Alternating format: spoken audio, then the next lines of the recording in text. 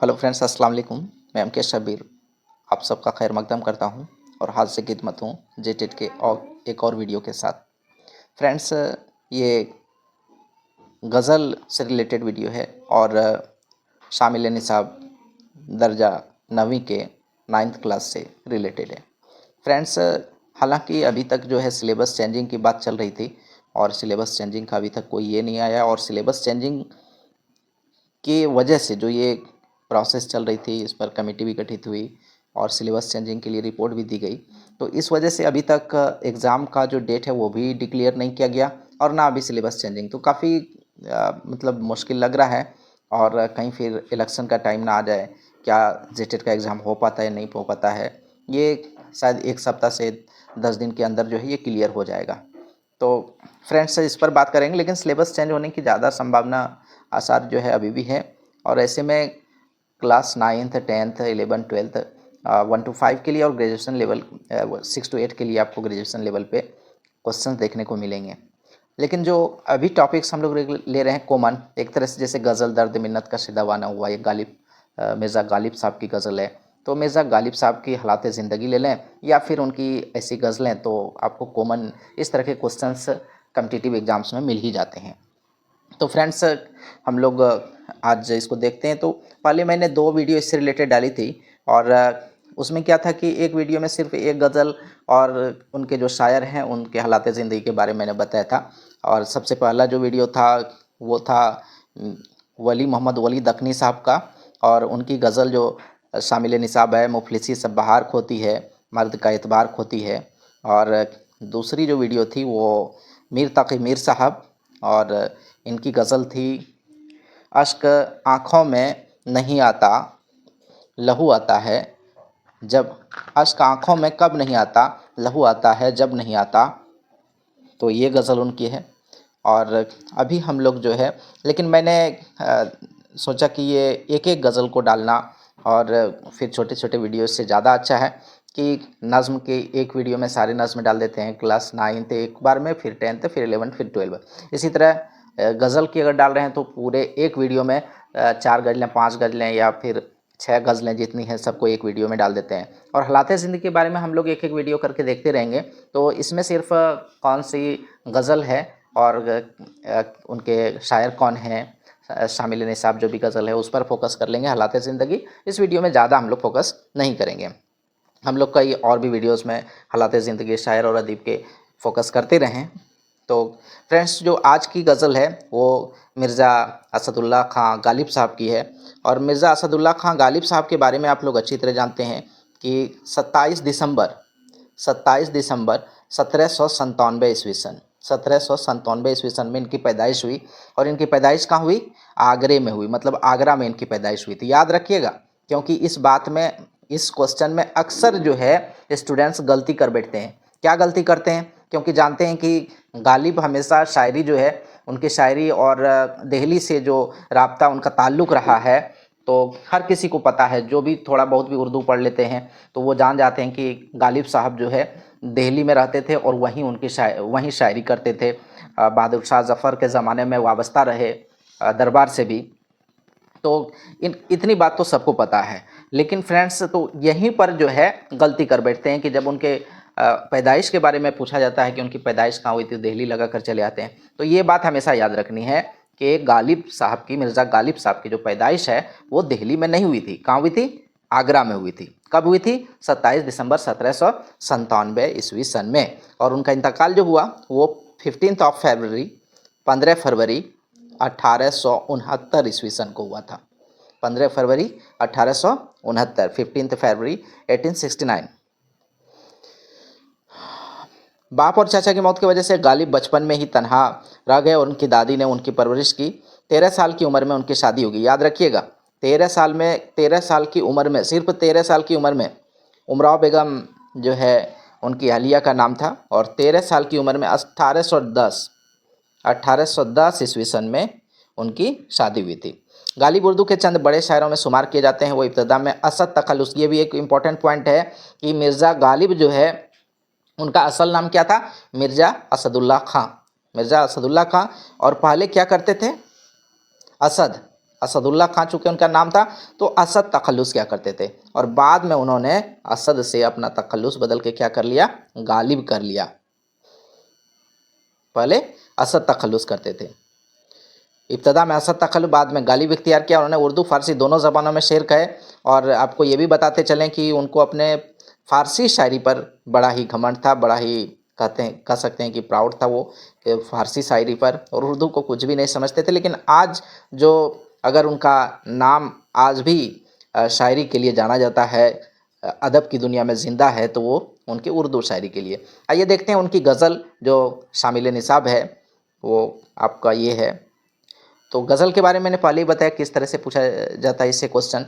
आपको हो सकता है कि पूरा मतला दे दे, और उसमें ये भी काफ़िया रदीफ़ इस तरह से पूछा जाए, या फिर आपको एक मिसरा दे दे और फिर पूछा जाए कि उसका दूसरा मिसरा कौन है। 4 ऑप्शंस आपको दिए रहेंगे दूसरा मिसरा, या फिर एक शेर दे दिया जाएगा आपको गज़ल का और पूछा जाएगा इनकी इस जो है शेर के शायर कौन है, इनकी गज़ल से लिया गया है। तो इस तरह के क्वेश्चंस यहाँ पर बनते हैं। तो गज़ल जो है मतला देखिए मिर्ज़ा गालिब साहब के गज़ल का, कि दर्द मिन्नत कशे दवा ना हुआ, मैं ना अच्छा हुआ बुरा ना हुआ। ये क्या है, मतला है। मतला किसको कहते हैं, गज़ल का जो पहला शेर होता है वो मतला कहलाता है। और याद रखिएगा गज़ल में मतला के बाद भी फिर दूसरा शेर या फिर कोई और शेर मतला हो सकता है। तो जो दूसरा शेर होता है और वो अगर मतला हो जाए तो मतला सानी या हुस्न मतला कहा जाता है, ये याद रखिएगा। तो यहाँ पर जो है अगर रदीफ़ और काफ़िए की बात करें तो रदीफ़ मतलब हो गया आपका पीछे वाला, तो सबसे जो लास्ट में है दर्द मिन्नत कसे दवा ना हुआ, तो ना और ना हुआ ना हुआ, ये क्या हो गया आपका रदीफ़। रदीफ़ में सेम वर्ड रहता है, सेम लफ्ज़ रहता है। तो ना हुआ रदीफ़ हो गया। और काफ़िया मतलब हमसूती, जो सुनने में एक जैसा हो, यकसानियत रखता हो, राइमिंग वर्ड्स बोल सकते हैं। कैसे दवा और बुरा, दवा और बुरा ना हुआ दवा ना हुआ। अब आगे देखते हैं, जमा करते हो क्यों रकीबों को, एक तमाशा हुआ गिला ना हुआ, कितने शीरी हैं तेरे लब के रकीब, कितने शीरी हैं तेरे लब के रकीब, गालियां खा के बेमज़ा ना हुआ, है खबर गर्म उनके आने की, है खबर गर्म उनके आने की, आज ही घर में बोरिया ना हुआ, क्या वह नमरूद की खुदाई थी, क्या वह नमरूद की खुदाई थी। तलमी सनत तलमी का जो इस्तेमाल किया गया है, क्या वह नमरूद की खुदाई थी, बंदगी में मेरा भला न हुआ, जान दी हुई उसी की थी, हक तो ये है कि हक अदा न हुआ, कुछ तो पढ़िए कि लोग कहते हैं आज गालिब गज़ल सराहना हुआ। तो मिर्ज़ा गालिब साहब गालिब तखल्लुस पहले असद तखल्लुस करते थे। और अब जो अगली गज़ल है शामिल निसाब, तो ये आपका हज़रत मोहानी साहब का है। हज़रत मोहानी साहब के बारे में जान लीजिए कि इनकी पैदाइश 1951 ईस्वी सन में हुई थी, और 1881 सन में उनकी पैदाइश हुई थी, और 1951 ईस्वी सन में उनका इंतकाल। सैयद फजलुल हसन हज़रत, इसका असल नाम देख लीजिए। हज़रत मोहानी साहब का जो असल नाम था क्या था, सैयद फजलुल हसन। क्या नाम था, सैयद फजलुल हसन। और हसरत जो है तखल्लुस करते थे। और मोहान एक कस्बा था जहाँ उनकी पैदाइश हुई थी, तो इसलिए हसरत मोहानी के नाम से मशहूर हुए। जिला उन्नाव यूपी में पैदा हुए। उन्होंने अरबी फ़ारसी घर पर ही पढ़ी, अंग्रेज़ी तालीम में स्कूल में हासिल किए। हसरत को तालिब इल्मी के ज़माने से शेर व शायरी का शौक़ था। वो तहरीक आज़ादी में भी अमली तौर पर शरीक हुए। कौम के बड़े रहनुमाओं में उनका शुमार किया जाता है। उर्दू गज़ल को आज सर नौ मकबूल बनाने में हसरत मोहानी का बड़ा हाथ रहा। आइए उनकी गज़ल देखते हैं। रोशन जमाल यार से है अंजुमन तमाम, दहका हुआ है आतिश गुल से चमन तमाम, हैरत गुरूर हुस्न से शौक़ी से इस तरह दिल ने भी तेरे सीख लिए हैं चलन तमाम, देखो तो चश्म यार की जादू निगाहियाँ बेहोश एक नज़र में हुई अंजुमन तमाम, नशो नुमाए सब्ज़ गुल से बहार में सदाबियों ने घेर लिया है चमन तमाम, अच्छा है अहले जोर किए जाएं सख्तियाँ, फैलेगी यूं ही शोरिशे हुब्बे वतन तमाम, समझे हैं अहले शिर्क को शायद करीब मिर्ग, मगरिब के यूं है जमा ये जाग व जगन तमाम, शीरिनी नसीम है सोज़ गुदाज मीर, हसरत तेरे सुख्न है लुत्फ़ सुखन तमाम, हज़रत मोहानी साहब की गज़ल। और जो नेक्स्ट है वो है फ़िराक गोरखपुरी साहब का। फ़िराक गोरखपुरी साहब के बारे में जानते हैं कि रघुपति सहाय इनका असल नाम था। क्या था? रघुपति सहाय इनका नाम था। और फ़िराक जो है इनका तखल्लुस था। इनकी पैदाइश 1896 ईस्वी सन में हुई थी और इंतकाल 1982 ईस्वी सन में। फ़िराक के कलाम इंसानी अज़मत और दर्दमंदी के एहसास से भरा हुआ है। उन्होंने इश्किया मामलात के साथ साथ ज़िंदगी के दीगर मसाइल में को भी मौजू बनाया। नगमाए साज, गज़लिस्तान, शेरिस्तान, ये उनके कलाम मजमुआ है, कलाम के मजमूए हैं। सर में सौदा भी नहीं, दिल में तमन्ना भी नहीं, लेकिन इस तर्क मोहब्बत का भरोसा भी नहीं। एक मुद्दत से तेरी याद भी आई ना हमें, और हम भूल गए हों तुझे ऐसा भी नहीं। यूँ तो हंगामे उठाते नहीं दीवाना इश्क, मगर ए दोस्त कुछ ऐसों का ठिकाना भी नहीं, ऐसों का ठिकाना भी नहीं। दिल की गिनती ना या गानों में ना बेगानों में, दिल की गिनती ना या गानों में ना बेगानों में, लेकिन उस जलवाएगह नाज से उठता भी नहीं।